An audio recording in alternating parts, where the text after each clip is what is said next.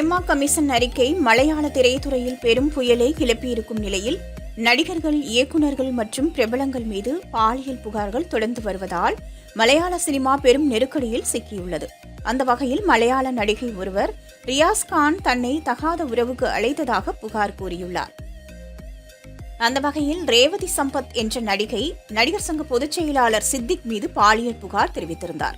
அதில் தான் +2 முடித்த நேரத்தில் தன்னை அணுகிய நடிகர் சித்திக் சினிமாவில் வாய்ப்பு தருவதாக கூறி பலாத்காரம் செய்ததாக அவர் கூறியிருந்தார்.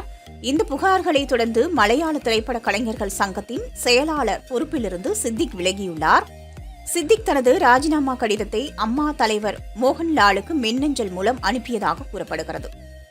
இதைத் தொடர்ந்து நடிகை ரேவதி சம்பத் நடிகர் ரியாஸ்கான் மீது கடுமையான குற்றச்சாட்டுகளை முன்வைத்துள்ளார். ஒரு புகைப்பட கலைஞர் என் அனுமதி இல்லாமல் ரியாஸ்கானிடம் எனது தொலைபேசி எண்ணை கொடுத்துவிட்டார். இதைத் தொடர்ந்து எனக்கு இரவு ரியாஸ்கானிடமிருந்து அழைப்பு வந்தது.